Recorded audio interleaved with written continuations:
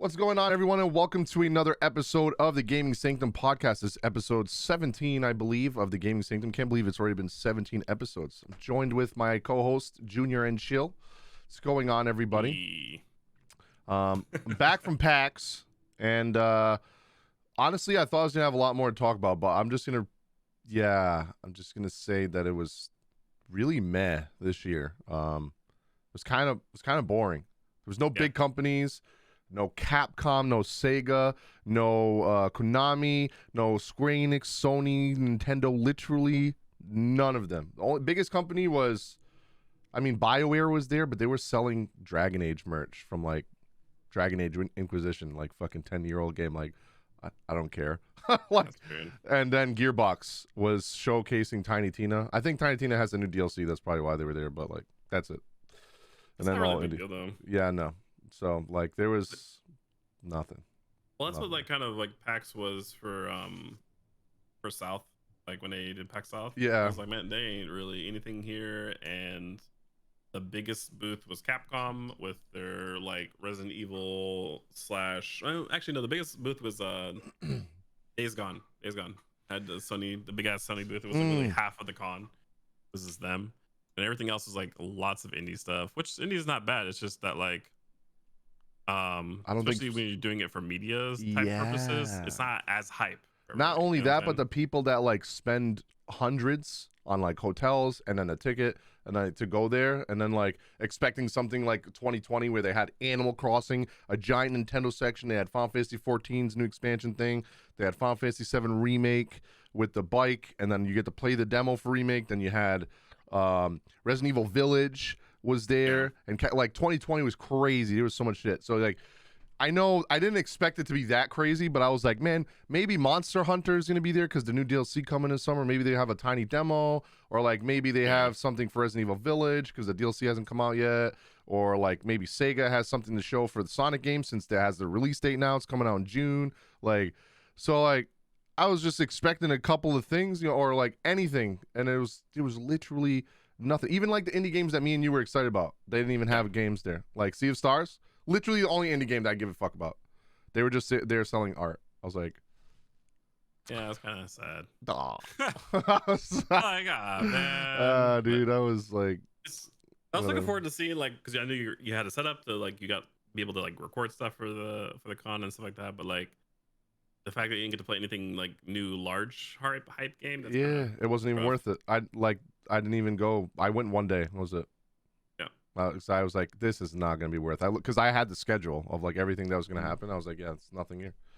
I got to play Yuden Chronicle, which is like the prequel to the one that they're having released next year. That one's like action. That one's pretty good. And then there's this game that's already out. Like even all these indie games, they were already out. What was it called? Tunic. It's like Zelda meets Dark Souls. Yeah. Kind of like it's really good game. Good. And I got to talk to the dev for a while, but like that's not what I went there for, you know? I needed something. Yeah. This is kind of rough. I think this is also why like a lot of the large companies, from anybody I talk to, like literally it's just they're gearing up towards doing their own like direct type.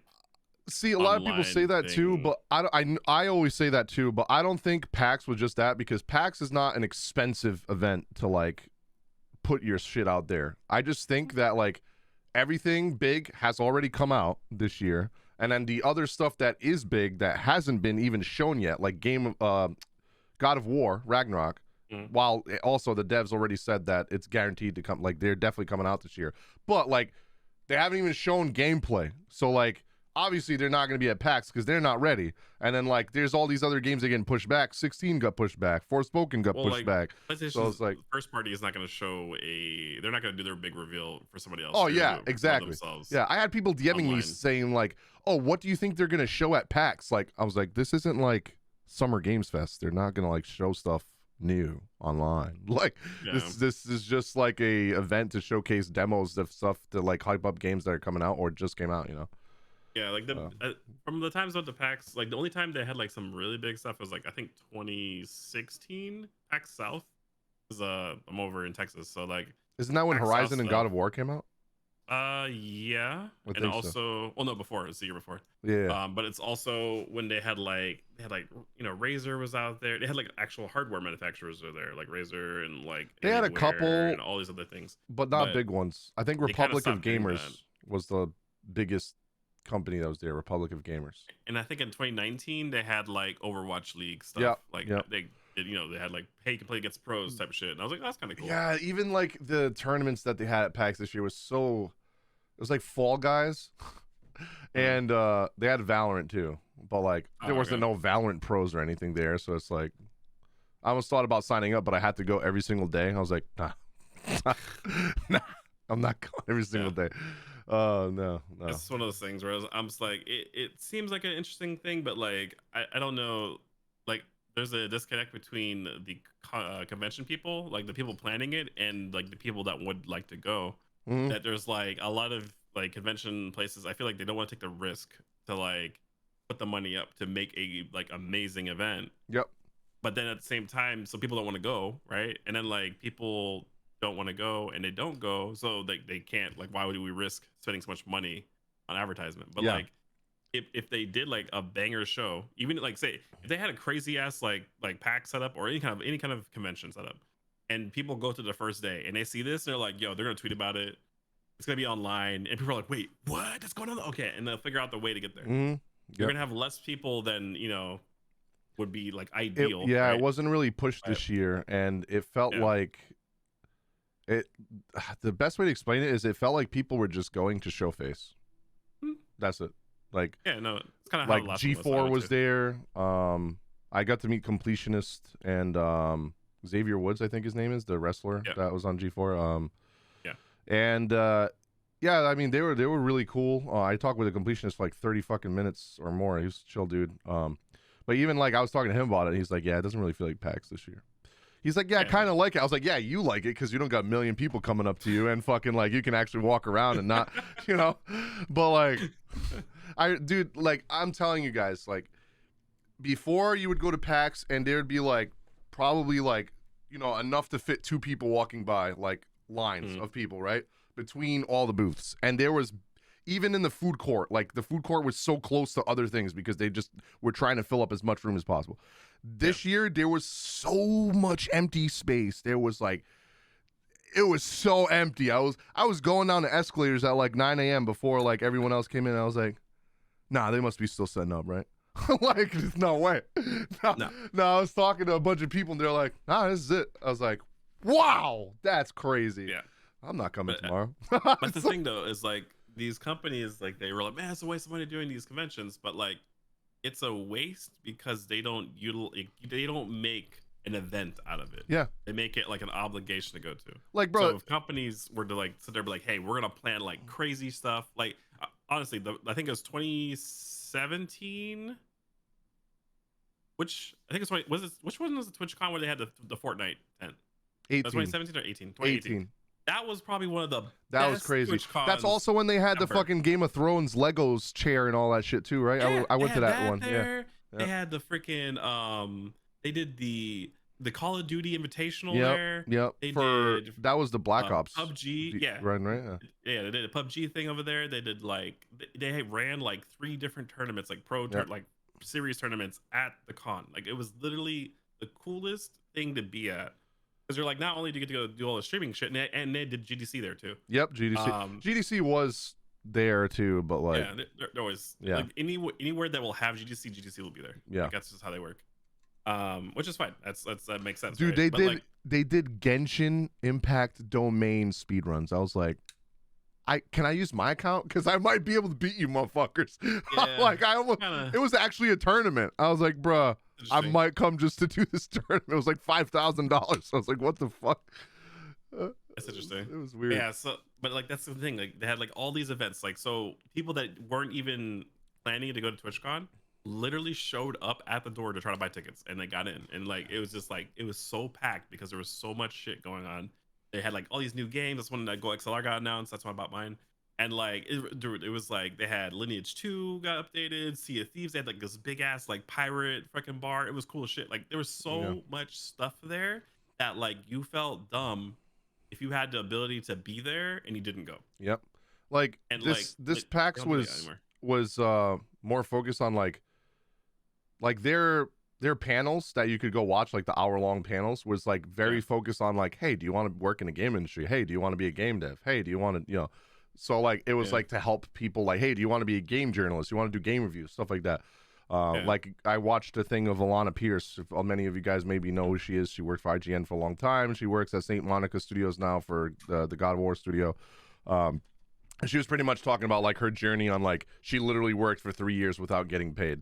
And then of course, as a female in gaming, writing, like people don't take you seriously. So like she was explaining like what she had to go through to like, do you really want to pursue this? Because like it's a grind. Like, she even touched on like streaming and stuff. She's like, I don't know how people do Twitch streaming because that's a massive grind. That's also like another job where you're not making any money for years until you finally see something at the end of the tunnel. But like touching on what we were saying, right, where like they're not utilizing it correctly. Prime example of them utilizing it correctly was like, all right, you guys know how massive fans are, like Square Enix fans of 7, right? Final Fantasy 7. Mm-hmm. They legit had a fucking giant ass stage where you could take a picture on top of a Harvey Daytona replica from Final Fantasy 7 Remake. Right there, that literally had fucking people from across the country flying out just because of that. And then you got to play the demo of the game that people have been waiting for years before it came out. Nobody's got to play a demo yet. Yeah, and there was no gameplay footage at all yet. So like that's how you utilize like, dude, that's how you utilize, because a lot of people think that like word of mouth isn't a thing anymore, but it really is. Like you can still get a lot of people wanting to play your game from like just talking about it, like, or even like you got special guests or content creators going, the news outlets, and they get to play and they get to make blogs and talk about it. So like, I don't know. A lot of what they don't seem to realize is a lot of people don't really use social media, right?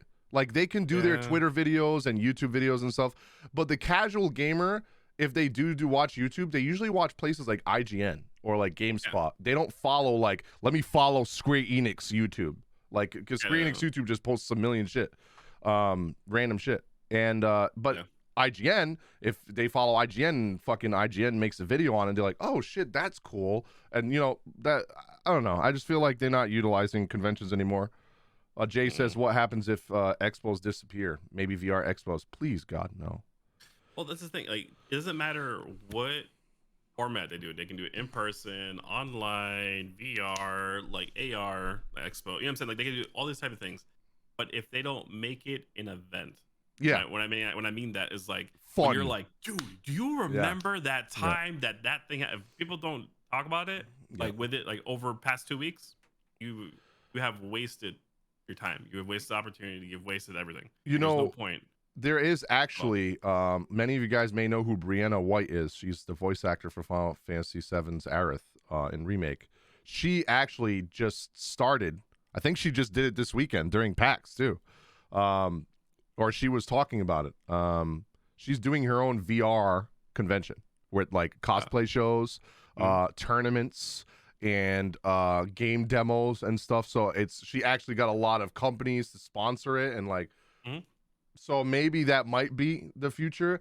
That is cheaper to do for them. Obviously, they don't have to send people out. They don't have to send out their crew to go set stuff up and hire people to like push sales on stuff. Hey, buy this shirt from us. Hey, they don't have to do none of that. They literally, everything's online. They have a couple people, 1 or 2 people sending graphics or editing videos for this shit, and that's it. That's all they gotta do. So yeah, I don't know. But like Junior said, if they make it an event, then people will give a shit about it. But if they don't hype it up, they don't post about it on social media, they don't make videos about it, they don't push advertising for it, then no one gives a fuck about it. No one really cares. Like if you look at like the game show, right? The Game Awards, right? Game Awards was almost an event. Like I would say it was right there, because it was like so much stuff happened. You're like, bro, this happened, that thing happened, that thing happened. Now they could have taken it like a couple levels higher and gone crazy with it, but like for what it was supposed to be, like that went way above like almost everything. And that's because of Geoff Keighley. Like that motherfucker, he promoted the shit out of it, dude. Yeah. that dude does work. Like So he's like literally appreciate killing E3. Like honestly, like Yeah, by Summer Games accident. Fest is more of a thing than E3. E3's literally been canceled, and then he announces, "Yeah, Summer Game Fest is literally the same weekend of what E3 Yeah. was supposed to be." So it's like, yeah, I don't know. Well, it's a good scheduling thing on his part because if people are already like say like they're probably like 10 years in advance, they're like, hey, we're gonna go E3 this week every year, Mhm. and then they're like E3's canceled, and he's like, hi, I'm doing an event during that exact time slot that you have probably planned This for. is true. This is true. That's so smart. Like, It's and true. like homie is like super aware, so Um, that's a smart thing to do. I guess we could start. That's enough about PAX. Bottom Yep. line, it was very meh this year, and unless next year, right? Even if I get a media pass, I'm either only going to go one day, like I did this year, or I am going to kind of, stage out if it's going to be worth it. Because if Yeah. it's like this year, where like all the like great games came out literally, March and before, right? Like January to March. Yeah. Then there's that. Then I'll be like, okay, they're probably not going to show anything. If there's nothing announced for April, May, June release, like big, then there's not going to be nothing there. It's not going to be good. So that's kind of where I'm going to take a look at it. Good thing, remember, Makes sense. what's funny? Junior actually was thinking about flying out to go, and we were going to go together. Imagine, been bro. so Oh pissed, my God. Thank bro. God you did. It would have been such a waste of money. Because I don't know if you noticed, but like tickets over there right now from here is hella expensive. It's like almost like it's like 1,200, like something like that, just for tickets, just to fly, and then like stay at a hotel. Bro, I would have been so pissed. Yeah. Well, so bad. I would have just had you stay at my place or something. I got an extra bedroom, but like, yeah, that's pretty rough. I'm only like But, 45 minutes away. Yeah. That was true. But yeah, that's like that whole setup. Like I would have been pissed just about like the plane flight. Yeah. It was been that much. Yeah. That would have been rough. So I guess we can start by talking about PlayStation. Enough about PAX. PAX bottom line was meh, and hopefully it's better next year. Let's talk about PlayStation Plus, because I know a lot of people are excited about the quote-unquote PlayStation Game Pass coming in June. They finally got a release date for everybody now. Sony revealed the targeted release dates for its all-new version of PlayStation Plus, and those in the Americas are set up to be able to start using the new service on June 13th, 2022. Asia markets, excluding Japan, will be the first to get the new service, as it is currently targeting May 23rd, 2022. Japan will be next on June 1st, followed by us, America, June 13th, and Europe gets the shaft at the last date, and it's June 22nd. And they did say 700 games have been confirmed, and they will be adding more. So plus, so yeah, that's a lot. That's crazy. That's like a big thing too. Like I think the Europe thing is happening a little bit later because they have a lot of rules about anything that's online like this. So like they probably had to go through a bunch of hoops to make sure that it was like, above board to stay in Europe. Otherwise they're gonna get like, demonetized. And yeah, especially like even with like gacha games or any loot box things or anything in Europe, a lot of those. There's a lot of people that watch me from Europe, and they're like, "Yeah, I can't play this game because it's not available in my country." No. It's gonna be interesting. I think it'd be kind of cool to see like what it offers for you, how off or how soon new stuff gets added to it. I wonder, like I don't think they may do some release titles on there, but I don't think it's gonna be that often like Game Pass does. No, I don't think so either. I think they're going to be focusing mostly on like older titles stuff and first title, yeah, like classics. Like, dude, I wanted to play Persona 4. I ended up playing Kingdom Hearts yesterday, the Chain of Memories, because like I'm playing through the series. I was gonna play Persona 4 Golden, but I started thinking about, I'm like, wait, they're bringing PSP and Vita games and PlayStation classics to the PlayStation thing and with trophies. So like, I'm just gonna wait. Like, because the worst thing would be platinuming it or like playing it on Steam and then like having to play it again on PlayStation to try to get a platinum trophy for Persona 4. Yeah. Oh man. Also, we've already talked about multiple times. PS3 cannot be emulated. So, like they have a lot of issues with the way the structure was built with PlayStation 3. That it just doesn't allow them to emulate those titles, like download them. So those are probably going to be streamable only, just like they were on PS Now. Yeah. So, and then like also the other thing too is like I know people are gonna be like, oh, but they have PS3 emulators, but do they have good ones? No, not a single one. Not a single one. That's the thing. It's like, oh, but we can emulate it. Yeah, cool. That's dope. you know, but like just like I have a car. Yeah, it breaks down every time I try to start it up and dies on the road all the time. But I have a car, you know, like it's not you don't have a car really. You don't have transportation. It's the same kind of thing you have to look after. Dude. It's like, oh man, dude. Like, oh, dude, all I want, because like PS3, let's be honest, PS3 didn't have a lot of good games. What I just give me Final Fantasy 13 trilogy on the fucking thing, please. Like, why is it not a PlayStation yet? Yeah, it's Oh, weird that they remade it for PC. Well, yeah, actually, they ported it. Like, since we're talking about that, PlayStation PC coming. All right. oh yeah, honestly, So, I didn't even put down the thing. I forgot. Yeah, so they're doing. I mean, PlayStation already has the Remote Play app on PC, but now they're going to actually have an actual PlayStation app, like how Microsoft has a Microsoft Store to be able to download PlayStation games on PC.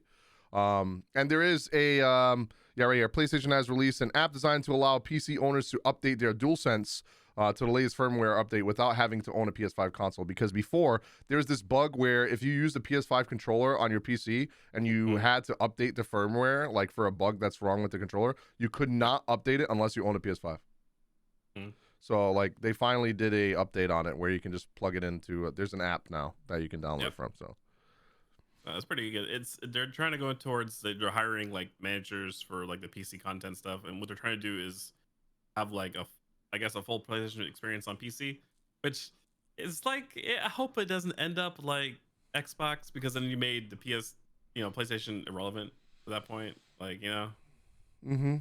Because like, why would you buy the console? You know, like I have no need to buy an Xbox. There's no I can play all the games on PC. So if you make it to that point, that'd be kind of bad. But you know, we'll see what happens. Yeah, it's crazy because like PlayStation right here says PlayStation continues its expansion into the PC market, now hiring for senior director of PC planning and strategy. Lead PC growth and commercial strategy. This is what they're hiring for. Growing PC MAU for PC content development and implement global PC store strategy and process. So they're literally hiring people to do to start their own PC store for PlayStation games, which is, thank God. Like, I love PlayStation exclusives, but like if I was able to play them on my PC and still get the trophies for them, oh man, I would never touch. I wouldn't even need to own a PS5. I wouldn't. I do like playing on console, especially like streaming from it. It's easier. It's just easier. Even if you have a dual PC setup, it's just still easier. But like for those people who stream and make content, they only have one PC, and it's like trying to play a game like Elden Ring on like even medium settings while also streaming to OBS and having all these tabs open that you need for stream. It's like, bruh, it's hard. Yeah, it's hard. So like sometimes console's better, but I am liking this PC store. Now I do think that one thing that they probably should potentially do, if they're like everybody's going this route, this is what I've been saying. I said this like 5 ever ago. But because PS3 was right there, it was doing it. It didn't. They kind of stopped it. Yeah. Make a PlayStation PC. That would be cool. I mean, Sony. Yeah. I mean, why not? Sony fucking has technology. Yeah. Yeah, bio. Narumi, that's what we were literally just saying. Yeah, I mean, they are going to have an actual app on PC now, and you're literally just going to be able to plug in a controller or use your keyboard and mouse and play PlayStation games on your PC. So that's what they're working on. You want to have day one exclusives, but yeah, probably not. No, they said it like a month ago that they will not have day one exclusive on there. Because obviously they know that those sell consoles. Yeah. They know that those sell consoles, and that's why they're the leading console seller. Besides, actually, funny enough, I didn't post it on here, but I remember reading it. Steam Deck actually had the most sales for consoles last month. Damn. Yeah, over Switch, which is confusing to me because I haven't got my email yet. What the fuck? Where's my email? I want my Steam Deck. I don't even want it anymore. Fuck y'all. So annoying. You know, it would be a bad thing to skip. It would. This first round of it. Yeah. It's like every time I see more stuff, I say like it's looking kind of bad. I'm glad I didn't. Yeah, I'm just gonna wait till it's actually like I can just go on the store and purchase it without having to fucking pre-order any dumb bullshit. Yeah. And when they have a Steam Deck Pro, you know, like in 5 years.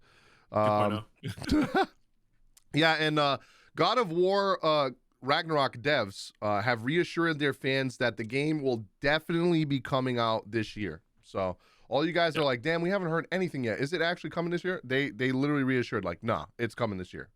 So I know I was saying Elden Ring going to be game of the year, but once that comes out, I don't know if it's as good as the first one or better.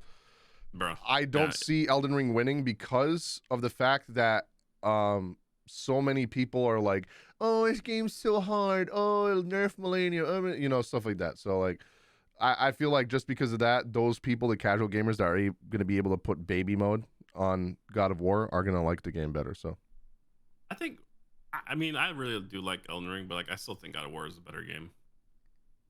And if it's that if it's as good as the last one that came out, like at least as good. I'm gonna be honest with you, guys. That game like Elden Ring, difficulty. The difficulty is good, right? Right. Mm-hmm. But like, have you ever played God of War on the hardest difficulty? That shit. Fighting the Valkyries. I broke like 2 controllers fighting those stupid bitches. Okay. Like the Valkyries, there's like one specific Valkyrie that I was like, if I had hair, I'd be ripping it out. I was smoldering, dude. I was screaming at my fucking TV in the living room, dude.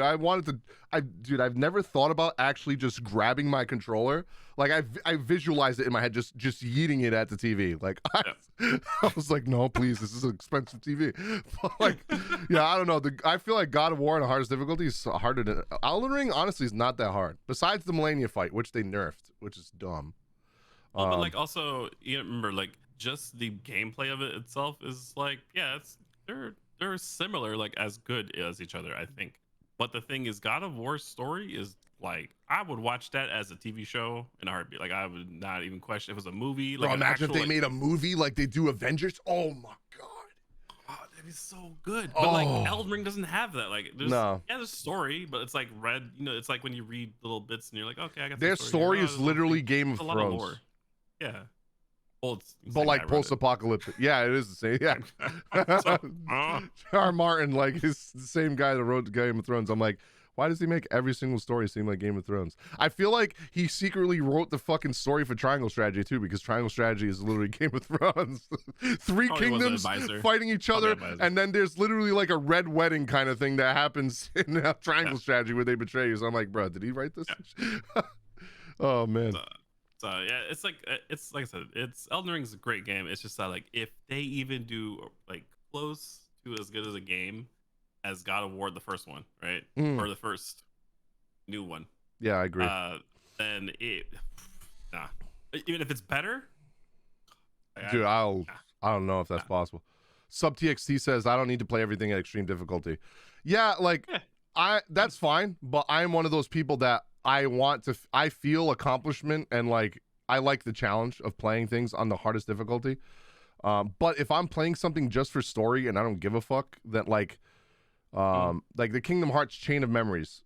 If I was, first of all, there's way too many games, like Junior was saying earlier, games come out way too fast nowadays. Like I don't even have time to play an 80-hour game the right way. Like I feel like I have to speed through it and then come back to it after, which sucks. Back then, you used to fucking play like the same game multiple times before a new one would even come out. Now it's like, hey, you got 2 days until this other 80-hour game comes out. It's like, what the fuck? I don't have time for this. So like, I started it on standard difficulty, and I never play games on normal mode. But, bro, there's like a million Kingdom Hearts games, and I just want to get through the side games. So I was just like, I'm just gonna play on standard. But fun fact. Since we were talking about PlayStation, it just got announced like minutes ago. Variable refresh rates coming to PS5 this week. That's cool. Holy shit, yeah. Xbox don't have that. They're getting it added. It's getting added right away to Call of Duty Vanguard, Destiny 2, Marvel Spider-Man Miles Morales, and Spider-Man Remastered, Ratchet & Clank Rift Apart, Resident Evil Village, and more games. Yep. Like Astro's Playroom, Devil May Cry 5, Dirt, Godfall. Ooh, Devil May Cry, huh? Okay. Tiny Tina's Wonderland, Rainbow Six Siege, and Tribes of Midgard. That's those crazy. Games are all getting a variable. That's cool. Refresh rate.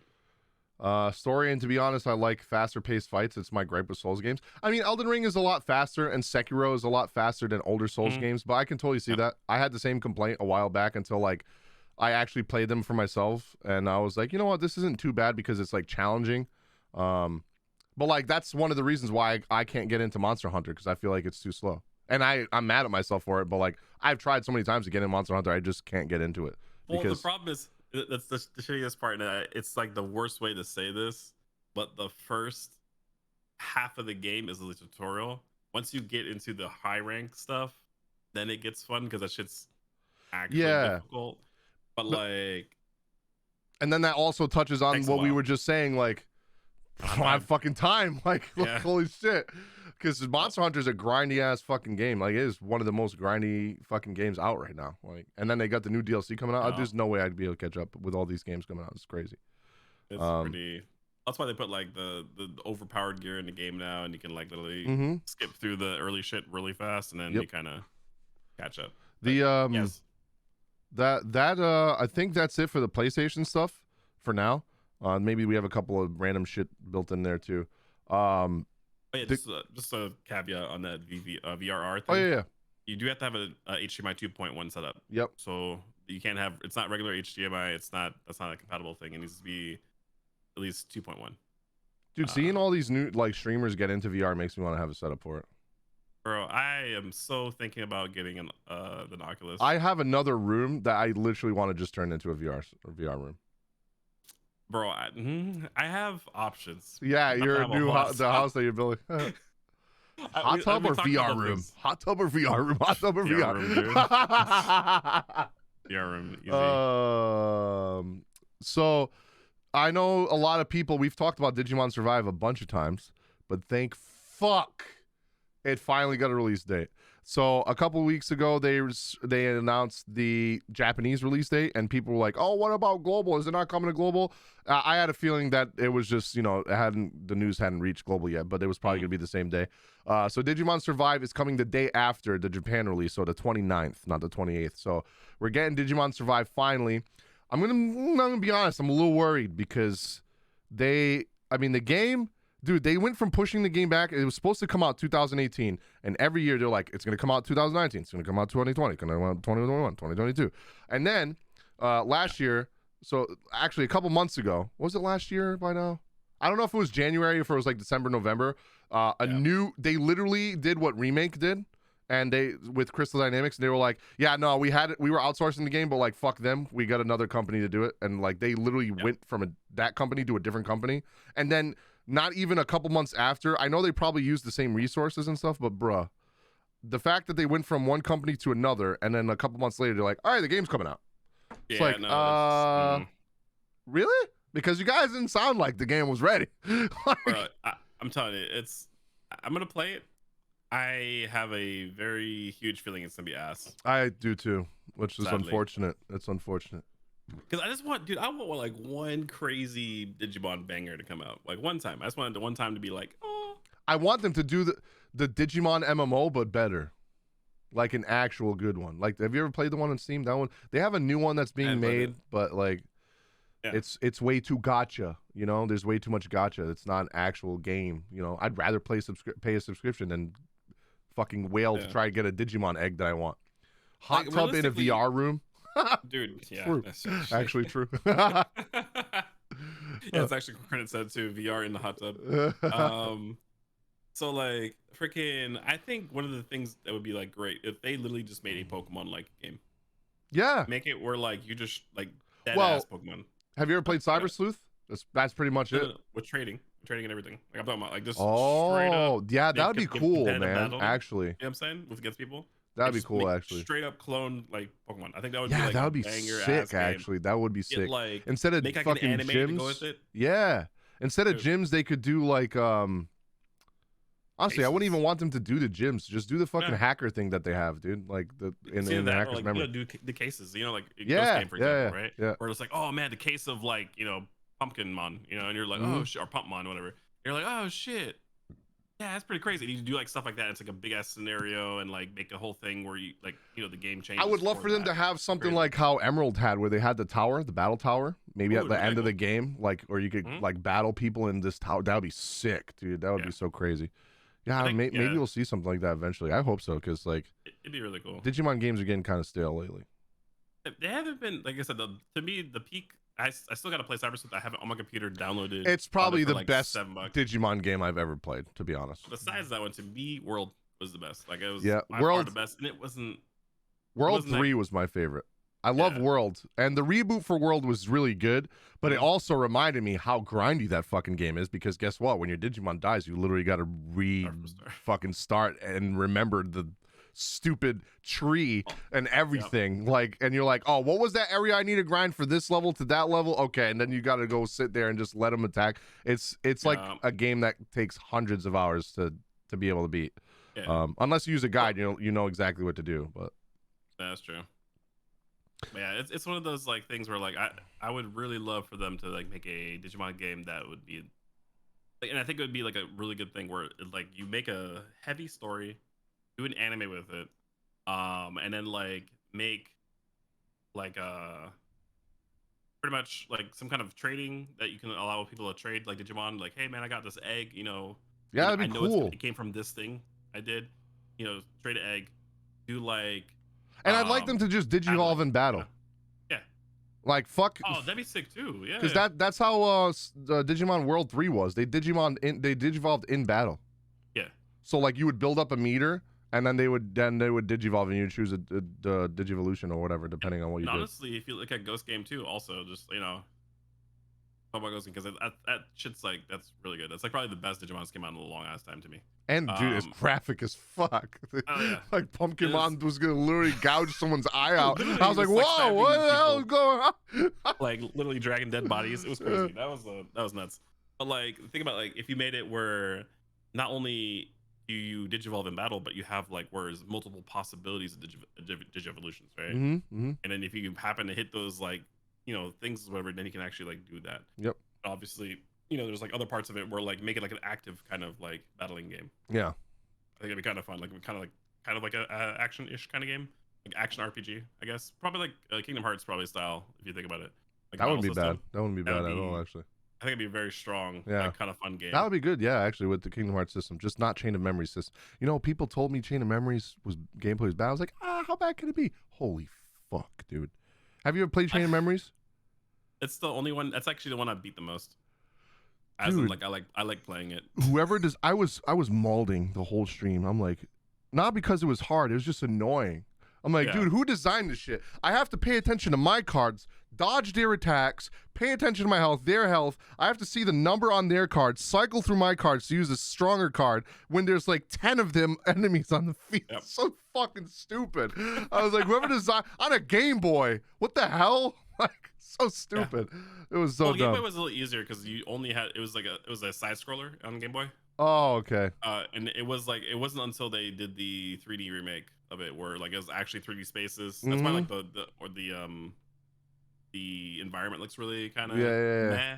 It's not because like that was on Game Boy like that. It was just because on Game Boy it was like a side scroller for like how Union Cross is right now, like that. Yeah, it's like battle is a side scroller. But then like if you're like exploring, it was like a top down isometric. It was like Diablo looking. Like Diablo running around the map. So. Yeah, and what Narumi says is true too. Can't they follow the anime series arcs for Digimon instead of Pokemon regions or like Kingdom Hearts worlds or something like Adventure, Tamers, Frontier? Yeah, they could. That'd be good. Another big thing that me and Junior are really excited about, bro. We have been in a time lately, the last couple of years, where all we see is pushbacks and delays and delays. But Xenoblade Chronicles 3 says, "Fuck that shit. I'm coming out early. I'm coming out early. We're not coming out in fucking summer. In the end of summer. We're coming out in freaking July." Dude, I'm so excited. Actually, wasn't it supposed to be like October when it came out? The original release date, like it was fall, right? No, it was this fall. Yeah. But like now it's coming out, dude. Shit. I can't wait for that game to come out. I might just stream freaking Xenoblade Chronicles 2 on stream again. Like, but in the greatest part about it, it's a long game, dude. Just remember, hella long. Yeah, no, I'll do it. I mean, I played that game. I got like 180 hours. I didn't even finish the game. Yeah. Only because I was trying to get Cosmos. Like, dude, I've been trying to get him for the longest time. It's so hard. The gacha's so annoying. But yeah, so, I don't know if you guys paid attention to the dates we just said. That's literally the same day as Digimon Survive. Digimon Survive is fucked. Okay, because like there's no shot people choose Digimon Survive over Xenoblade Chronicles 3. So yeah, there's that. Yeah. Well, I'm excited for that. They have a new trailer or two. I reacted to it on my channel too. So the combat, if you guys haven't seen it, it's crazy. Like they get to fuse together into like this alien mechanical being. Like all the characters, like every character has another pair that they can fuse with to transform into this thing, and the combat kind of looks like Final Fantasy VII Remake, where it has like where you can like select what you want to do, but also do action at the same time. A lot more fusion. Yeah, pretty much. A lot more of that. And a lot more games are starting to do that. Like even the new Trails of not Cold Steel. It's called Kuro no Kiseki, the new arc for the Legend of Heroes games that's only out in Japan. They did the same thing where you can choose to do turn-based or action, and you can switch it mid. Theirs is actually crazy because you can literally do either full turn-based or you press the select button and it switches mid-battle to full action. So it's like, yeah. So like, I hope more games do this because to appease the like fans that like, you know, the boomers that like, I want turn-based, you know. So they stop complaining. Yeah, because it's like that's a JRPG like staple. Like they refined and made turn-based battling, and like when you take it away, it's like fundamentally not the same game. You know, somebody tried telling me the other day that it's dying out. I don't think so. Persona. Turn-based. Turn-based? Digimon games, turn-based. Octopath Traveler, turn-based. Triangle Strategy, like, dude, turn-based is not dying anytime soon. Even that new Astria Ascending game that came out, I still haven't played it. Turn-based, like, there's so many turn-based games coming out, so I wouldn't think that it's dying anytime soon. It's not the most popular. It never was. Never was no, most popular. No. People that are saying that like it was like super popular, like are literally lying to themselves. Yeah, no. But it's just, you know, it's one of those things where we'll see how these games kind of come out. I'm kind of looking forward to it, man. Dude, I can't wait. One of the last Nintendo things, the focused things that we have here is Junior can talk about this more than me because he's actually really excited about this. Splatoon 3 got a release date. It's coming in September 9th, the end of the summer. So that's really cool too. I'm probably going to play it just because like I know a couple people that are going to play it, but I'm not really usually into Splatoon games because for me, the main reason is it's a multiplayer game, and the multiplayer in Nintendo sucks because I have to use an app to talk on my Switch and all that stupid shit. But screw that. We're gonna go run an MLG team together in Discord and just run lobbies. Let's do that. Imagine turn-based dying. Literally 60% of games would die. No. 60%? No. I mean, turn-based is a very phone games maybe. You're talking about gotcha games, but like the turn-based on like AAA games is not like there's not really any big AAA games that do turn-based besides Persona. And I wouldn't even call Persona AAA. Yeah. Maybe AA, honestly. Close. Yeah. It's like right there. Yeah. Like on the cusp. Oh yeah, see that's another one. Soul Hacker 2. That's another one that's gonna be turn-based. So like it's not dying. Dude, I can't wait for Soul Hacker 2. Oh.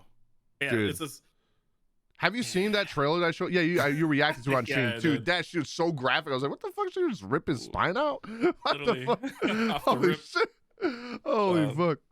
But yeah, the Splatoon 3 got announced kind of by like Australia, putting on their website, and they're like, hey, September 9, and they had like the full, all this stuff on there, and then everybody's just like, what? Yeah. And then they have all the advertising stuff going with it, so like that's... Yeah, didn't they like accidentally like leak on Nintendo like the release? It said winter or something. Yeah, winter release, like, and then they were like, nah. Winter, and they had like the 31st of the month, or whatever, and then like all of a sudden it was like September 9 on the Australian website. People were like, huh? so that's cool. That's gonna be really dope. And they're gonna be obviously amiibos. There's gonna be more story stuff, and I think Splatoon 2. We didn't have this on here, but Splatoon 2, all the DLC just got added to the expansion pass. So what's going to end up happening, you know what's going to happen.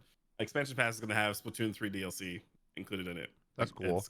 So, because they do like they do kind of a story on there, and then like they had like a larger story update. That was pretty dope. So that's going to be pretty nice. That's cool. Yeah, like I said, I'll probably be playing it. I don't know how much I'll be playing it, but I'll literally just be playing it just because the boys are going to be playing it. That's literally the only reason why.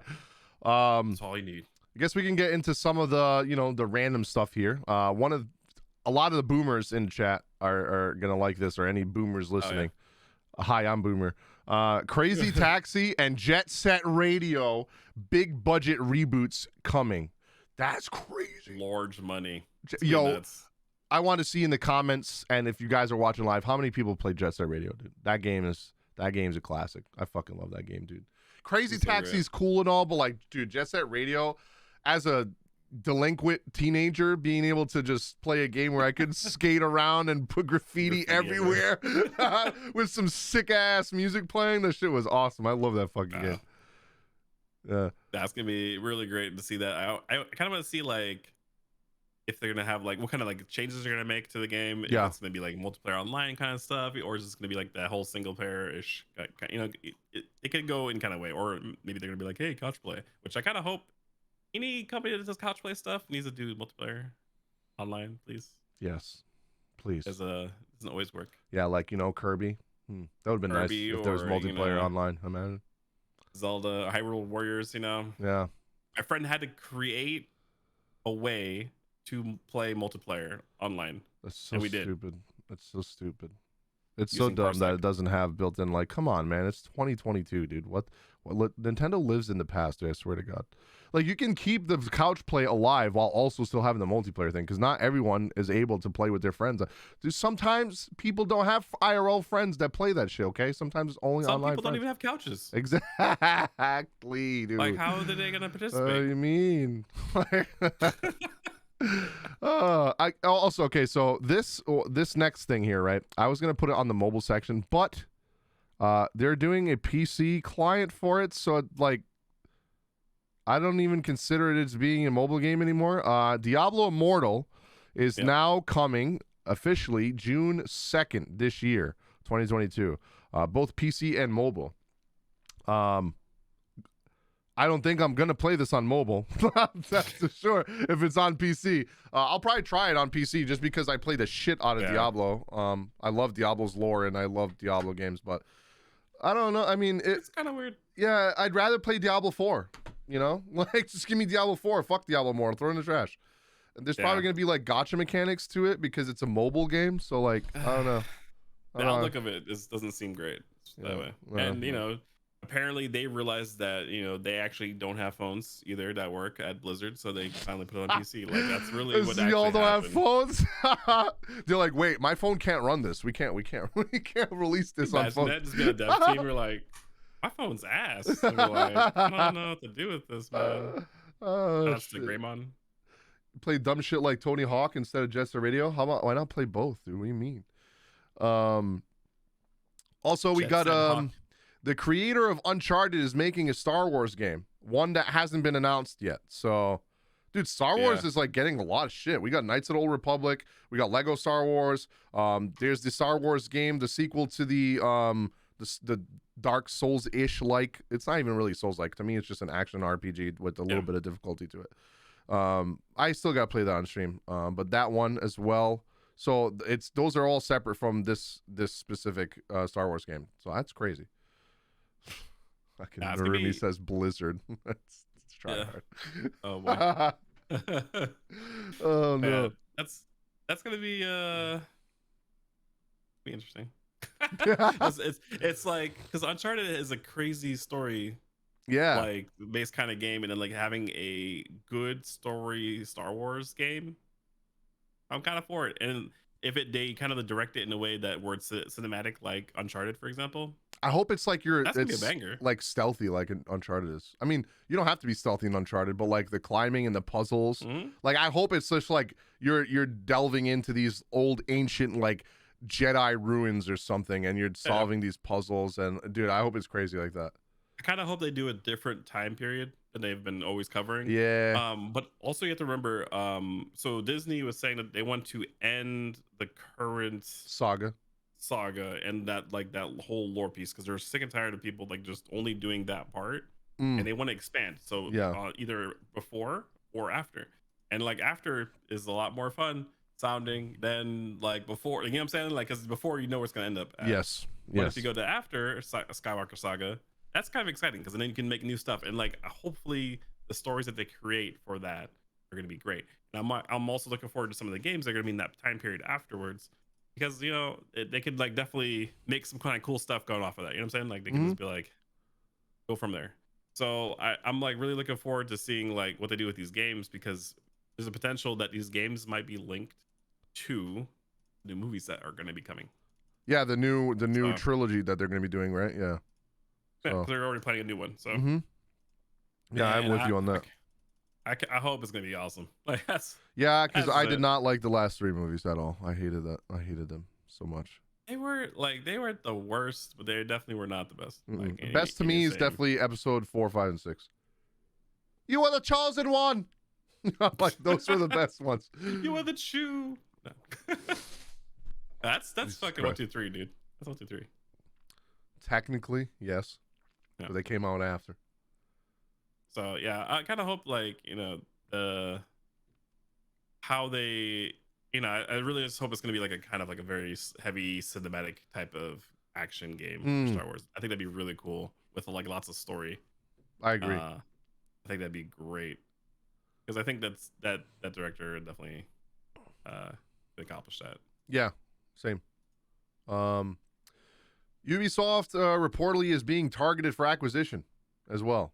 So, remember a couple weeks ago we were talking about PlayStation still has that dodo to buy Yeah.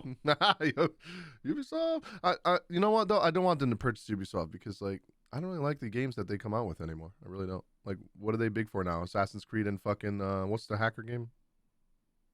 Division? No. The one where you literally just play as the hacker. God damn it. You guys know what game I'm talking about. Watch Dogs. There you go. Yeah. Watch Dogs. Yeah. Dude, that game came out and nobody talked about it. Watch Dogs 2 came out, no one talked about it. Like, oh my god. Watch Dogs 2 was not Watch Dogs 2. Was it Watch Dogs 2 or was it called something else? It was called like Watch Dogs 2 like Legion or something. Yeah, that's what it was, Legion. Yeah. Yeah, that literally came out, not a single person talked about it. Yeah. That's crazy. My friend did, who is like a big Ubisoft fan. He sat next to me at work. But that's it. And he used to do YouTube videos on it. But like that's it. Like if he didn't say anything like constantly about yeah, like, I hey, feel like a lot of Ubisoft Ubisoft games are for casual gamers, you know, like how a lot of people play Madden, like casuals play Madden, Call of Duty, and Battlefield. You know, I feel like Ubisoft games are just now like, hey, you gotta play Assassin's Creed, and you're like, okay, but like people like you and me that have played Assassin's Creed game, huh? He called him out because he's a Madden player. and the show, he plays the show and all that stuff. Like, yeah, dude, like I know NBA. Yeah, it's yeah, I don't know. It's just we've played almost all the Assassin's Creed games, and I don't know.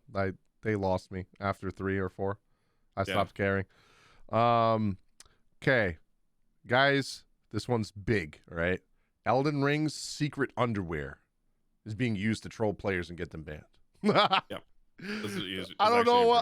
There was no context in the blog. I was trying to find what it was. I got you. All right. So, anyways, so Remy's panties. You can steal the blue girl shit. Oh right? my god, that's like a scene from Final Fantasy VII. It's stealing Tifa's panties. Literally. But and they're soft banning people's like accounts for that. Okay. Why? Because it's not supposed to have that. But it's weird because they spent the time to make it. Like, you know what I'm saying? Like, you know Peter, what I mean? Peter, we don't know for sure if we're going to get a state of play in May because they haven't confirmed. But coming from 2 people who follow gaming news very heavily, I would assume that there's most likely going to be before summer. There's most likely going to be a state of play either in the middle of May or at the end. Because I don't think there's going to be anything big summer until Summer Games Fest. So. Which is in June. So I don't think they want to release a state of play so close to that because they're going to want to probably show their own things on the Summer Games Fest. I'm pretty sure there's going to be a state of play and probably a Nintendo Direct next month. Honestly. Well, I'm expecting a state of play just for God of War. Yep, because the devs, like as we said earlier, the devs have already confirmed that the game is definitely coming out this year, God of War Ragnarok. So they reassured their fans.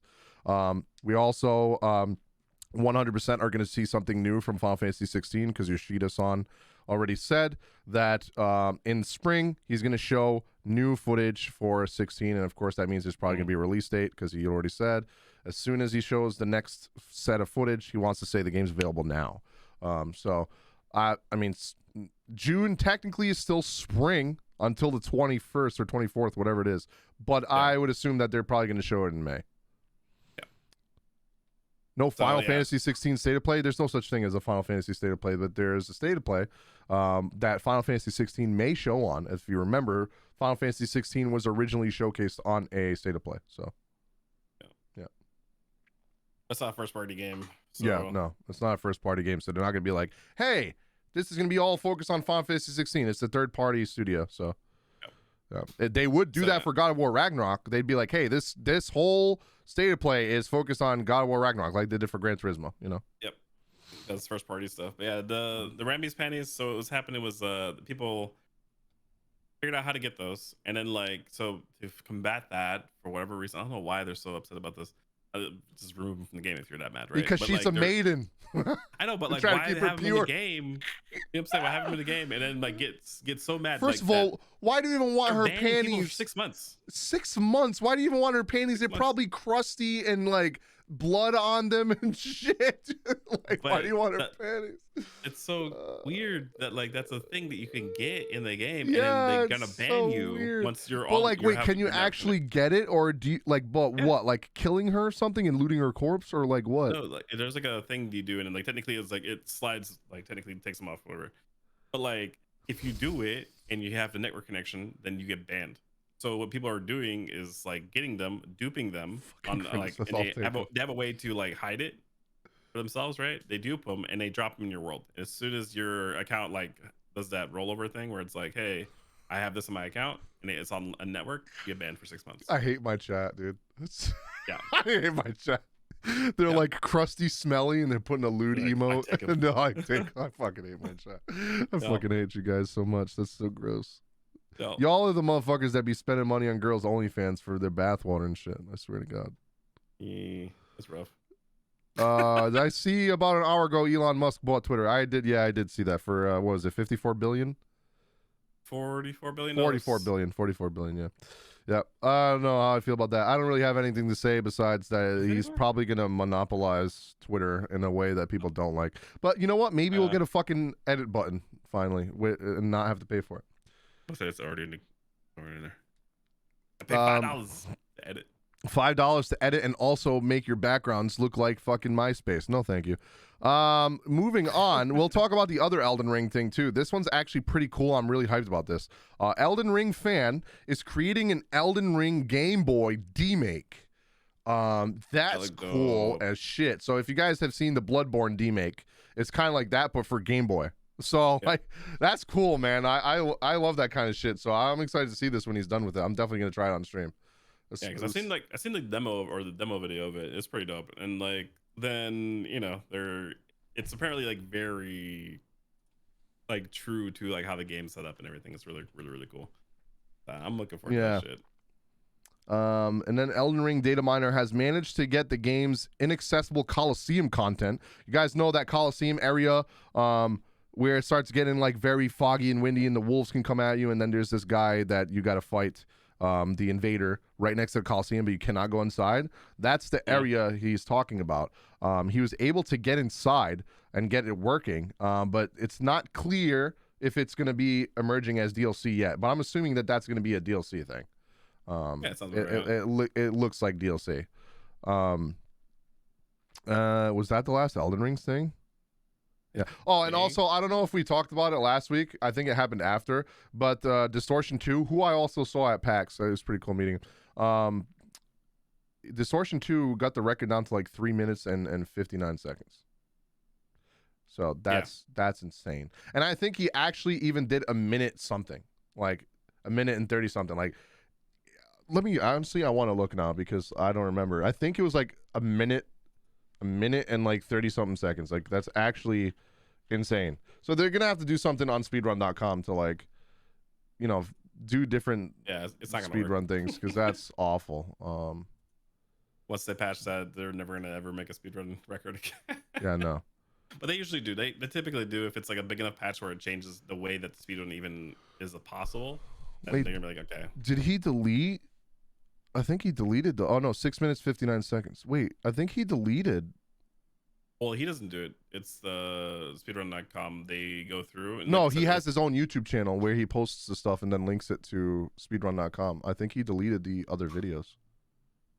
Because they're not there. The 3 minute one, it's not there, but it's in my Discord. So yeah, he deleted, or he privated them or something. Yeah, it might not be qualified anymore. Yeah, because they patched it. Yeah, that's crazy. 'Cause you have to like to have any of the speedruns up on like because I have a speedrun on speedrun.com, Same. and like you have to leave the video up for them to keep it on there. Dude, we should do like a Pokemon Brilliant and Diamond Nuzlocke thing speedrun. That'd be cool. The both of us. Mhm. That'd be fun. We gotta Be set that pretty up, chat. We gotta set that up. Oh, the Starship got beat actually. Yeah, I heard that. He got beat by somebody else. I don't even know who it was. I think Secret. was it? Yep. Yeah, I think Asmongold was reacting to that. Speaking of Asmongold, apparently I don't know if you guys know this, but World of Warcraft finally announced their new expansion. It's called Dragonflight, and their game's going to be completely focused on dragons again. And there's going to be this new thing called dragon riding. I know, the thing you've been doing for the last 5 expansions. But apparently They're not you're really going to dragons. They're drakes. They're drakes. But they're not I am really Drake. drakes. They're wyverns. Apparently you're going to be able to fight while on the dragons, while mounted on the dragons, so that's going to be interesting. I haven't seen any gameplay. If there is any footage, let me know. I don't think there is. I tried looking it up. I couldn't find anything. There's a new class as well, and it seems like it's an evoker. It seems like it's a summoner and someone that summons dragons to fight for them. So kind of like similar to like how the summoner in Final Fantasy 14 summons Muhammad and all that stuff. That's pretty much what the class seems like to me. And the new race is like half dragon with like the dragon horns, kind of similar to like Final Fantasy 14's half dragon race. It's like a dragonkin. Yeah, dragonkin. Yeah. So yeah, and that new class, like Archer's saying, that new class is only playable by the new race, so you cannot play that class, obviously. And that's what makes me think that it's a drag where you're summoning a dragon, because only the dragonkin race can actually use that class. So yeah, it looks good. You didn't get to watch the trailer, right? No. I saw the notes of it and everything. Yeah, but, like, it's like I didn't watch the trailer because I like watching videos. Yeah, I mean, to sum it up, the stone guy going up this tower, he jizzes in the tower, a light shines out of the tower, he falls, he's about to fall to his death and be crumbled into a million pieces, and a dragon saves him, and then it says the new age of dragons has begun, and that's how the trailer ends. So yeah, that's pretty much summing it up. And I don't think I will be playing. I think I just outgrown World of Warcraft. I don't know, man. At this point, it like, was a long period of time of playing it. I went back to it like twice maybe. I tried for Legion. Wasn't fun. I tried for Legion, and I was like, this is not fun anymore. And then it has been fun a long time for me. But Wrath of the Lich King also got the classic announcement. I don't know if we talked about that last week. I think it was right after we finished recording the podcast. Classic is getting Wrath of the Lich King, which is my favorite expansion that ever came out.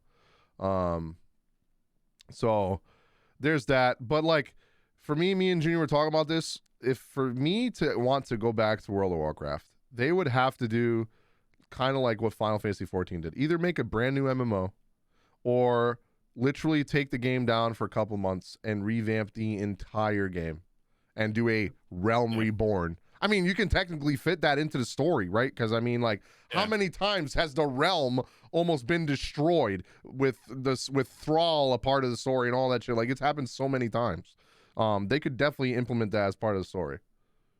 100%. It's just, it needs to be like a whole different game. Like, it's too boring to go back to it. Like, I've seen it for way too many hours, thousands of hours, and it hasn't been interesting to me. I never even liked playing the story. I only like doing PvP. PvP, so for me, same. And honestly, when I did raids, I played on my friend's account. I was there doing the heroics. So I'm like, hey, let me play on your shit. And he's like, all right, cool. You do my heroics for the week? I'm like, yeah, I got you. And that's how I played the game. Yeah, like, and honestly, with Final Fantasy 14's new expansion, dude, I'm not gonna lie, they're doing I'm gonna be playing that after this. They're doing a pretty good job with the PvP. Like, the PvP is literally like, the new game mode is literally like, it's Payload from Overwatch, and it's actually really good. We got to focus on objective and stuff. Like, it feels like a PvP, like, competitive game, and they have custom matches for it too now. So it's like you can set up your own lobby. It's really, I don't know. I feel like if Final Fantasy 14 keeps releasing updates like this for PvP, I think then they literally might be the king of MMORPGs out right now. Right now, I think they are the best. It is the best MMORPG out.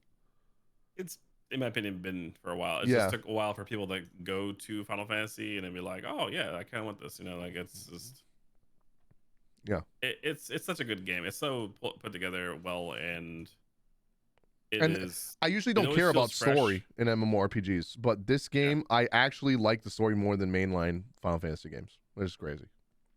Yeah. Oh. It's just good. They just did such a good job, and like it's like when they do their graphical update, the graphical update looks amazing. Right, When dude. WoW does their graphical update, I'm like, it's still cartoons. Yeah. And like I don't mind cartoons. It's just that like, but they're Have like, you hey, we're doing a seen? big graphical update. Have you It's not seen the what I'm into. Unreal Engine 5 one that a fan made for World of Warcraft? No. Dude, I'm gonna link it to you right now. We'll look at it on stream. We'll talk about the next thing while I get this up. So also, since we're talking about Square Enix, you guys remember Outriders, the game that came out that everyone was hyped about?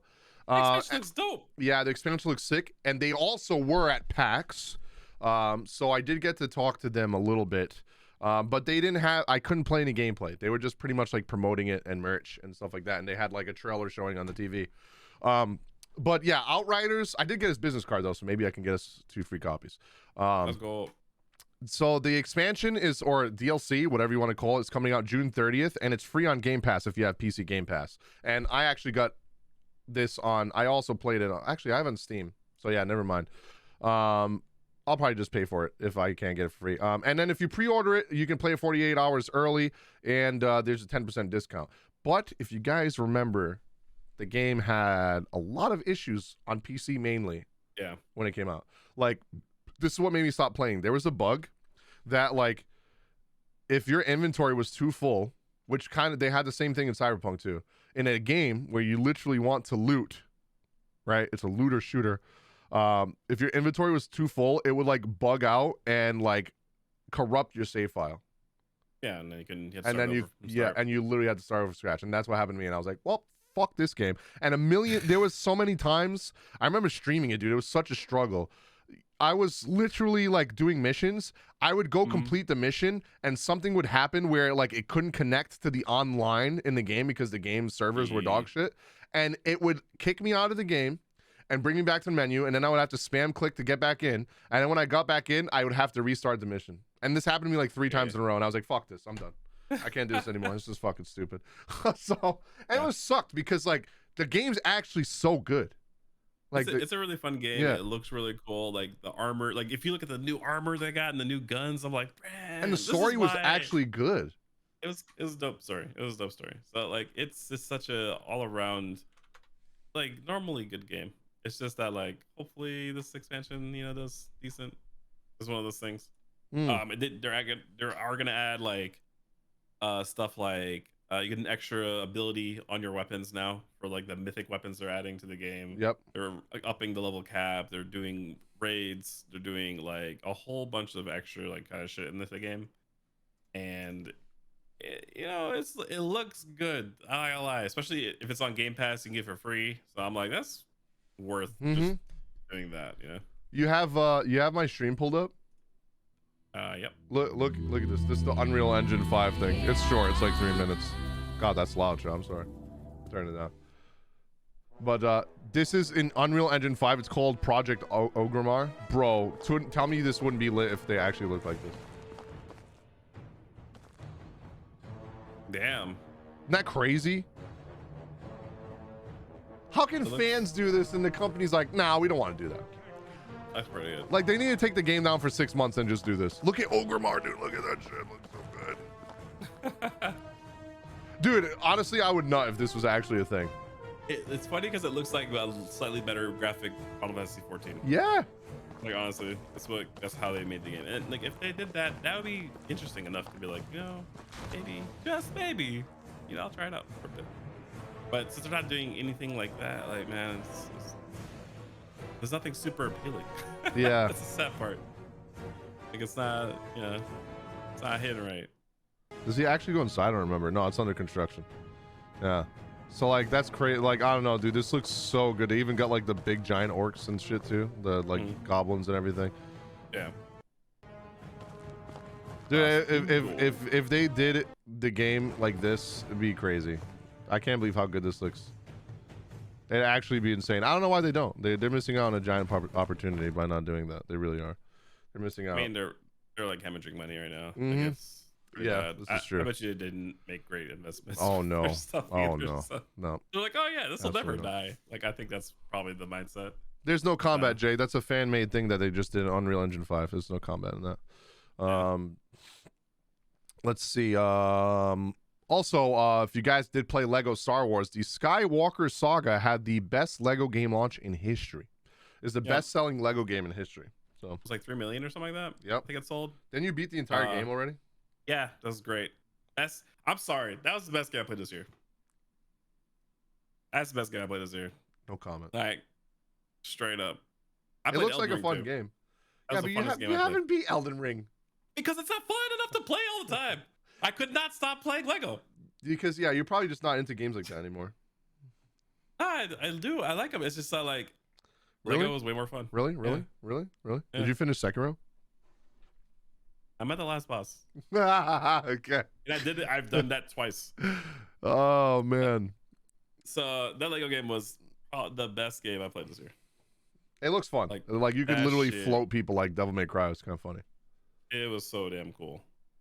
And I didn't even finish. I didn't 100% the game either. Like, there's more DLC coming out. They're adding, like, they have the Mandalorian. Oh yeah, I did see that. Yep. Solo. They got freaking all that shit, dude. There's so much stuff in there. They have, like, if you want to watch Star Wars really quick, play that game. That's the fastest way to get all the story, and it gives like all the memes that came from the damn movies and all that stuff like that. Or they included them. Like, they make it. There's a lot of references, like, especially if you're a really big Star Wars fan, you'd be like, oh shit, they did that. That's dope. Like, it was such a good ass game, like, all around. So. And then we have Sonic Origins also has a release date, June 23rd, for Switch, PlayStation, Xbox, and PC. 100% I'm getting on PC. You know the mods are going to be capable on that game? That's the one that's open world, by the way. If you got, because I mean, it was a couple months ago and it was alpha footage, but like people were saying, not alpha footage, but gameplay. The people that got to test the alpha saying needs a lot of work. So I don't know if they had enough time to do a lot of work on it, but we'll see.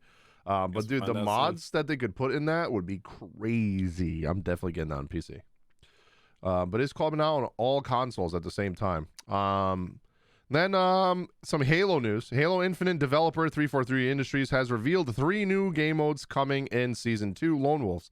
These are headlined by the classic Halo mode, King of the Hill, which arrives on May 3rd, alongside 2 brand new modes, Last Spartan Standing and Land Grab. Instead of just having one part of the battleground the players fight over, a new hill will spawn when the previous one is captured. Whoever takes the hill by spending uncontested time on it earns a point. Traditional King of the Hill stuff.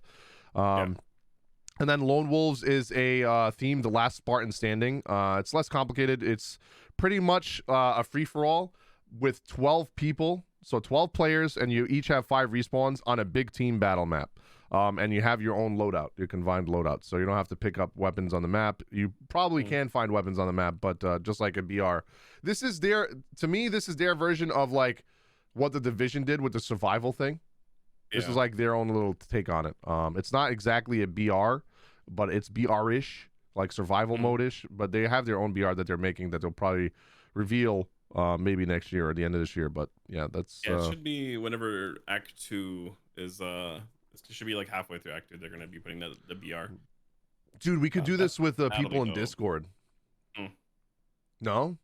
Doing what? Like Discord night? Like fucking do like a Lone Wolves thing where we can all do free for all 12 player battle? Dude, that'd be sick. Actually, like the gun game one sounds really fun. Yeah, it does. Yeah, it literally is a gun game. I love gun game. Gun game is one of my favorite things. I used to do that in Call of Duty all the time. Yeah, so like they're getting all the things. Halo is gonna have literally all the different types of games, like for FPSs that you're gonna want to play. It's just gonna come down to like whether or not you like that style. Yeah, it's honestly in the last 2 years, Halo Infinite's just my favorite BR, a favorite shooter that I've played in a long time. Hopefully, Gears 5, Gears is it 6? Yeah, Gears 6 comes out, and that'll take the cake because I love the Gears 5, but just not enough people played it. They didn't. I don't know. It's not like what it used to be in the MLG scene or like esports, so it's not that popular. It's like it's a thing that like you had to have been there when it came out, Uh-huh. type of thing, and because they don't do any kind of new media for it, Yeah, it that's what makes I'm it saying. They very didn't really hard. advertise 5 that much. I'm like, why? It's like, Well, that's that. Like do a show, like they could have yeah. done like they could have turned like the apocalypse, like Gears Apocalypse, whatever. Mm-hmm. You could have turned that into like a movie or something like that. That's Yep. like Barrett's story, and like or like things like that where you could have just took like things. Just don't do what Paramount did with Halo, but like Yes. 'cause I don't know if you guys saw that. Like that's the worst shit ever. Oh my god, there's YouTube videos. You guys should look them up. They're crazy. Like how bad the visuals are in Halo for being a Halo story. When there was a Netflix Halo like show that was like amazing, Mm-hmm. and then we got the Paramount Plus one. Yep. The Paramount Plus one is plus garbage. Yes, it's bad. No, ooh, It's really bad. I'm glad I didn't it's pay so for it. bad. I'm There's a glad. part where Master Chief jumps over, like there's a flip over a elite because there's only elites. There's no other type of enemies at all in that whole damn thing. That's the But like he like does a flip over an elite, and like it's like like when you took a JPEG back in the day and you used to like resize it. It was like he literally got resized and then like got a size back up again. Like so he was like tiny and then he was like huge. That's funny. And it as was fuck. like it was so bad. There's like a part where like he throws down like an AR and the AR turns into like wood. And you can actually like watch it like turn into a wooden like thing. I'm like, this is so bad. Like it's, but yeah, if Gears of War did like some kind of like good ass like media push where like they do like make a movie or do an anime, I don't know, do like the Animatrix. You know what I'm saying? Like something That'd be where sick. like people would be like, wow, that's kind of dope, and then like have a new game come out. Like that right there would get enough people to be like, hey, maybe I'll check out Gears. That looks kind of dope. And then like tie a tournament series with it, like hire, the MLG squad peoples. You know what I'm saying? Like you have to do Exactly. something where like these games that are like large, they have the money. 100%. Have the money. Make an event out of your release of your game, and that will be a big thing. I agree. That's what people want. Like people are so sick and tired of a game coming out and it's like, oh, here's the thing. You know who we are. Like, I don't know. Like, bro, No. most people don't. No, we forgot about you, fam. Yeah. Like, who Who's are you? again? Who? Yeah. Like the big who Omega Lol. Oh my god. Also, any Overwatch fans in here? Overwatch's Doomfist and Orisa are receiving major reworks in Overwatch 2. I'm not gonna go over them because it's a lot. Like I'd be sitting here talking for like 10 minutes. You guys want to see what it is? You can Google it.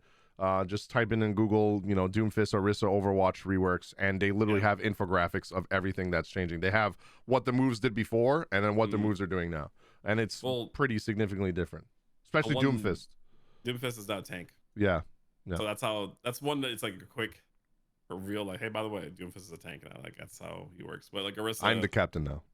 Fully every single ability's changed and different. And Doomfist, every single little ability, cooldown, animation, all that shit's changed. Like whole new characters, technically. That should be dope. Speaking of FPSs, we also got Valorant Showcase. They showed off leaks from Fade. Fade looks cool. I want to see what Fade does, though. Yeah, like I want to see what she does.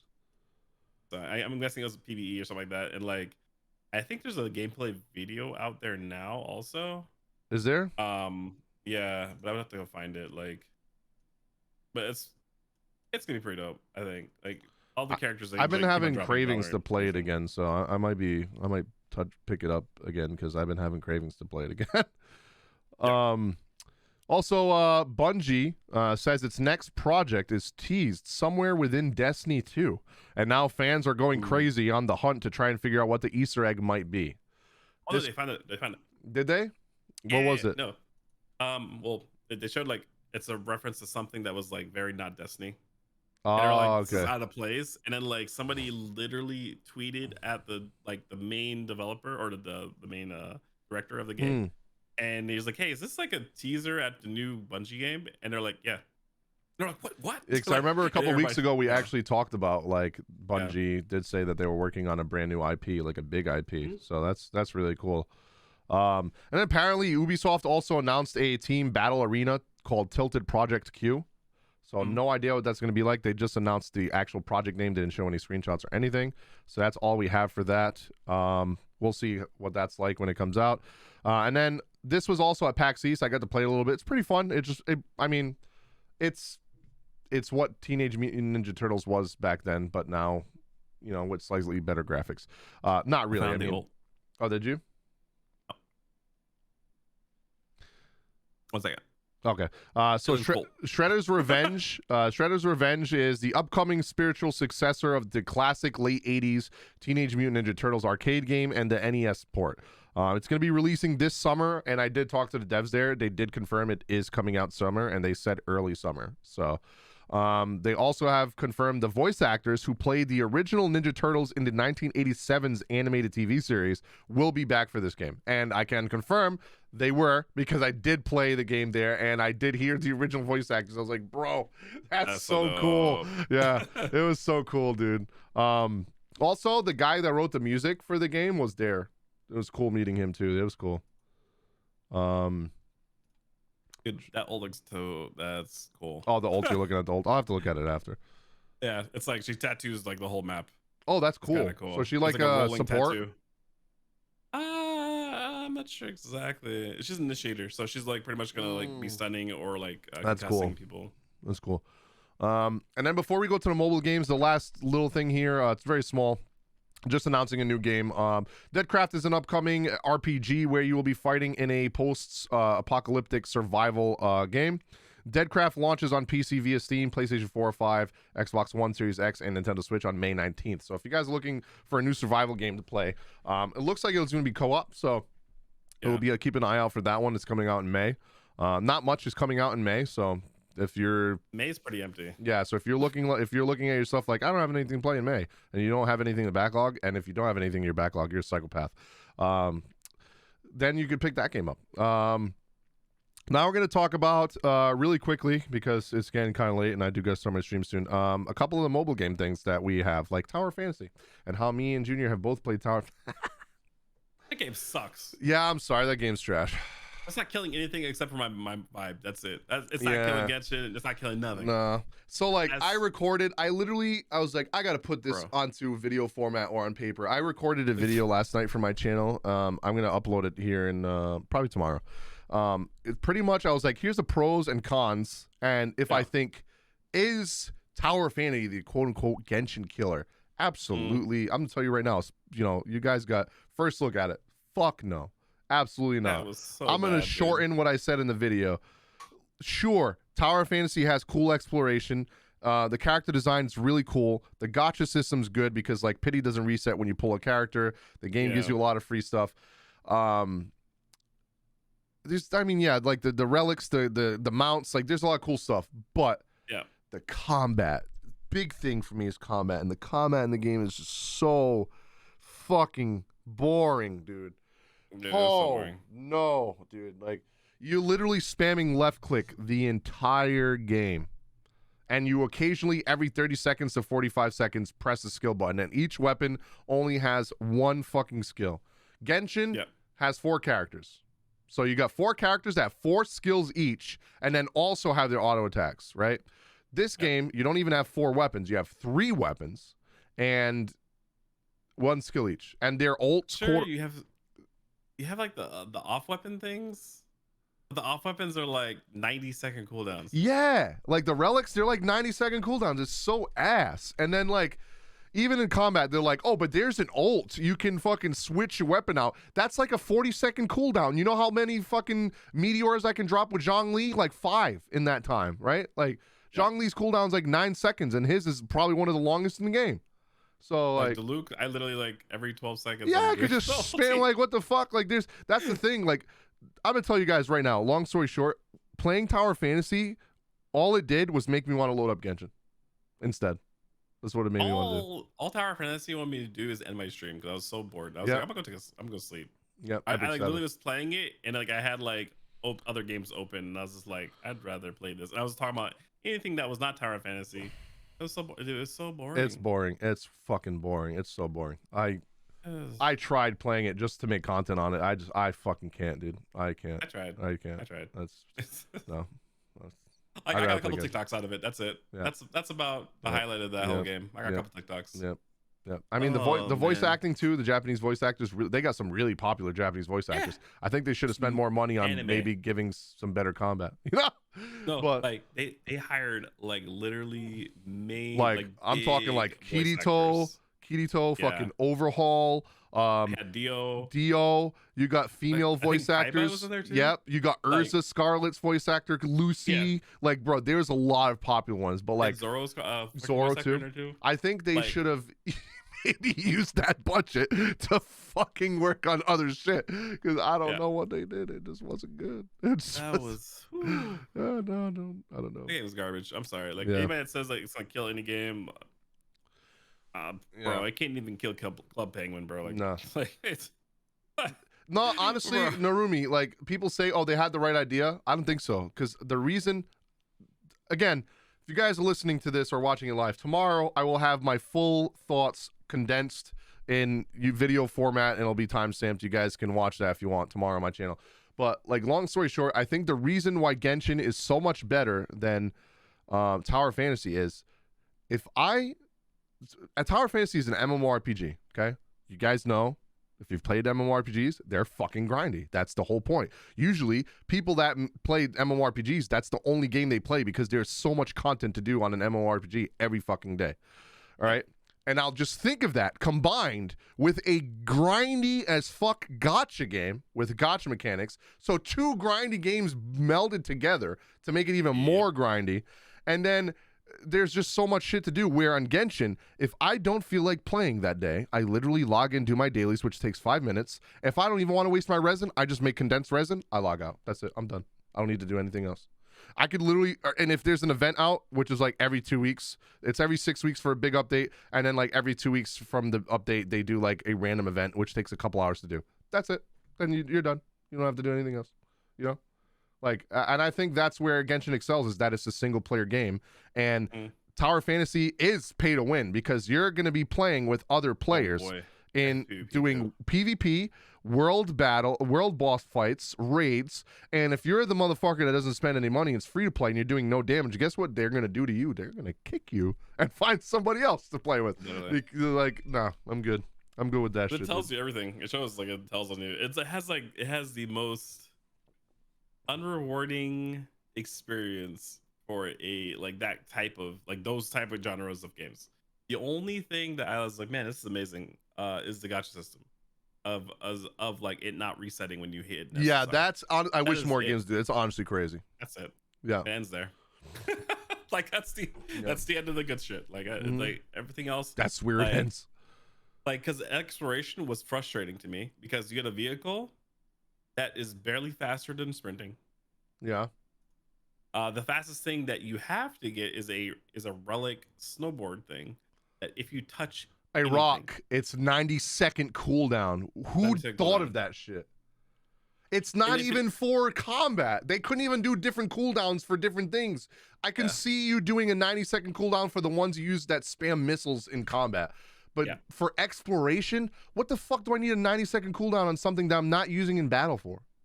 Doesn't make any sense. And then, like the fact that you can, there's so many things that it's just like very frustrating, and like it wasn't fun. It was just like I was like exploring stuff because I'm like, oh, shiny. You know, you put me in any game, it doesn't matter what it is. Give me shiny things to look at. I'm like, oh, let me follow that thing, and I could do that. It's just that game was just so like. You want to know the other thing too from like me and Junior, why we probably feel like this? If you're somebody that hasn't played Genshin or didn't play it much, maybe you'll enjoy this game, right? But the fact that me and him both did the closed beta test and then have to do the same shit in the game again in Genshin, right? The closed beta for Genshin, then do the same shit in the game again in Genshin as it came out. And then like, you know, in Genshin you explored the whole map. You got all the Geoculuses and all and a Nemo Oculus and all that shit. And you got all the treasure chests and you got all the fucking, did all the puzzles, the dungeons, side quests, all that shit. Then when you think about the fact that you have to do that in another game that's even more grindy, I'm like, no, I don't even want to do that in Genshin anymore. I don't want to do that anymore. There's not even like really builds. I mean, there's kind of builds like if you bring 2 like tanks, which is stupid. You have 3 character slots and you can only bring 2 types to activate a type of like style of play. And like it's so limiting. Like insanely limiting. Yeah, healing like, in that game's ass. You literally need a healer with you. Yeah, you literally stand still while healing. Up your butt. Yeah, and the cooldowns are too long. So, and one of the most annoying things, even while dodging, there's no iframes in dodging, so you literally get smacked still while in the middle of your dodging. It's so stupid. Yeah, there's a lot of parts that was just like really. not fun. And it like if I hadn't played many games, you know, and that was like the game I started playing, I can imagine that being like, hey, this is actually pretty decent. But as soon as you start playing like good games, then that game becomes unacceptable. Yep. So And yeah, I think I get mad that they're like, this is gonna kill Genshin. I'm like, I'm not a huge Genshin fan yeah, either anymore, you know. But like, yeah. No, you know, me either am I. But it's not killing Genshin. you know, Nah, not even close. not So even bottom the same line, Tower universe. Fantasy Genshin killer? No, I don't think so. Not even close. I Garbage. think it's going to That's be a it. massive flop when it comes out. To be honest I with think you. it's like a 2 out of 10, maybe at Yeah, best. Like that's the level of the game. yeah. But there is a new gotcha game coming out on Wednesday. It's going to be Echoes of Mana, which Yay. I like excited-ish for it, but I don't think is it going to be like the next big mobile? No, I don't think so at all. I think it's going to be like similar to like one of those games like Kunosoba when it came out or something, just something to play for a couple days, and you're like, this is cool. I don't know if I want to play this anymore. It's we'll cool see. for the co-op part. Yeah. It's gonna be. I hope what I'm hoping for this game is it's gonna tie us over until like The next Black gotcha, Clover. yeah, which is fall, right? That'd So be the best. and If then- it ties me over to Black Clover. That's GG. Even if this doesn't, hopefully this brings a lot of players back. The Epic 7 Awakening patch is Ooh. literally the day after my birthday, so on the 28th. That's gonna be crazy. So, which is the day after the release of Echoes of Mana. So, if Echoes of Mana is poop, we can just go back to Epic 7. You know? Yep. The Awakening patch is gonna be insane. There's like so many things that are changing for the game. Like it's like almost a whole ass new game. Make sure you guys pre-register if you are interested in playing Epic 7. Even if you're already playing it, Yep. register because There's a pre-register for veterans. ML pulls. Yep. ML pulls, charms, awakening mats, Mulgoras, money. Like Literally they're giving you millions of so gold. much shit. Yeah, so much. And I need to go. I need all that stuff. Same. um, and then the last bit of mobile gaming news is Seven Deadly Sins Origins. While a lot of people thought it was coming Q3 this year, they do have a launcher for like Netmarble games. Like an app launcher, and on that app launcher it says coming soon 2023. So it's not coming this year. So don't think that one is the only one in my opinion that can contend, not kill, because like Genshin's already kind of on a downward slope. A lot of people already stopping playing, but the 2-year anniversary is going to be coming soon. They're already on like patch 2.7 this month.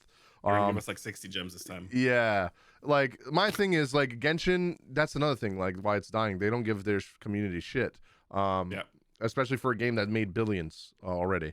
And then like for Genshin to be fun again, they need a new weapon type. I'm sorry. They need a new weapon type. That's the only thing I liked about Tower Fantasy. Daggers. There was fucking scythes, there was fist weapons, chakra weapons, like the dual, like Axel has in Kingdom Hearts, like that. Hammers, one-handed swords, dual blades, like guns, hammers was cannons. Fun, though. The hammer's fun. Because you literally slid and like pounded. Like I said, there wasn't much like stuff to it, but it was like at least that was kind of fun. I was like, hey, I can actually like slide, slam, and like travel. That was the fastest way to travel in the game. Yeah. Honestly, like literally faster than the mounts. Yeah, like the fact that there was no turbo on the mount or anything is so stupid. But like Seven Deadly Sins Origin, I feel like that's the only one that has the chance to be on par with Genshin, just because one, the Seven Deadly Sins IP, while season 3 and 4 being kind of ass, a lot of people love the characters. They are very skimpy with their outfits, and there will be outfits in the game. So like Bikini Merlin and like all these crazy skins that they have on regular SDS already, and like stuff that they could make new, are gonna make people want to whale in the game. Let's be real. That's what people buy. Yep. I don't care. That's what they want. That's what they want. And then like all the censoring that Genshin is doing, and then they're gonna see this game is like, we're gonna give you a fucking string bikini just barely covering Merlin's nips. People like, wait a minute. Yes. And then like the collabs, like Seven Deadly Sins Grand Cross has had Stranger Things, KOF, Slime, ReZero, and they're probably gonna have more, to be honest. And you never know, they could do something different. They could do Overlord or something in fucking Origins, like Albedo. Oh, bro. Just saying. So like all that stuff, and then like the co-op in the game, the gameplay looks really, really fun and very intuitive. Like the jumping, dodging, the destructible environments. The co-op, like the tag team stuff look pretty dope. So like if you guys know the characters, right? So like Hauser is the guy that does the tornado stuff with his spear. So like in the gameplay trailer, they did the tornado thing with Hauser, and then Gil Thunder used the lightning ultimate on the tornado and turned it into a lightning tornado mid combat. So like that shit right there is cool as fuck, like wicked fucking cool. Yeah. So like stuff like that is gonna make co-op so fun. And then like the exploration, you can use character skills like Deanne to like make a rock fucking bridge to go up to another, like to help you explore. You can go underwater, traverse underwater. So I think it's gonna be the only thing that contends with Genshin, because they are gonna have an upper hand, because they're gonna be like, let's do all the stuff that Genshin does wrong and do it right, and not do the stuff that they do wrong, and that way we can be a better game than them, you know. So they're gonna already have the upper hand when it comes to that stuff. There's potential for that, so that's looking pretty good. And people are like, oh, why do you want there to be a Genshin killer? I just want there to be competition for Genshin so they can make the fucking game better, because right now the game's just, they don't have any competition, so they're like, yeah, we'll just give you guys 60 fucking Primo Gems on our 1 year anniversary. If you content creators, if you guys want us to give back to you, you have to stream for like 50 hours and maintain 500 viewers, and you'll get 100 fucking Primo. What the fuck is that, dude? They literally are paying. Okay, let's just put it this way: MiHoYo or MiHoYoverse, whatever, is paying streamers, okay, content creators, $10 for over 50 hours of work. Yeah, I'm good. That's what I put it out. Like, I'm good with y'all smoking dick, bro. Yeah, you guys are smoking that big dick. I don't know what you're doing, dude. You know, I really crazy. It made no sense, but like, you know, if you look at games, for example, I like Slime. I do. I like Slime. It's a great game, honestly. Besides, like the initial banner like rotation was kind of crazy, but like everything else is good. Yeah, the Slime update is really good right now too. Yeah.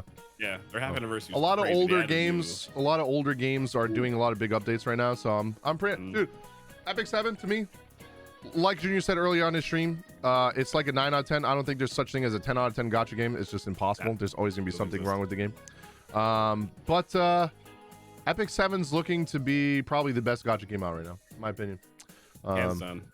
PvP wise, I give it like an 8. Yeah. Honestly, but like, yeah, it's just Epic 7 is just so good. It's so good. Yep. I remember the cosplay event. Most of all them dudes were paying hundreds for their cosplay for peanuts. Yeah, it's fucking stupid. Even the art competitions that Genshin does, same thing. But yeah, that's pretty much the last of the stuff that we had on our dockets for today for the podcast. Hope you guys enjoyed the show. Next, I don't know if we're gonna be back this. I think we should be Good Friday, right? Yeah. Okay.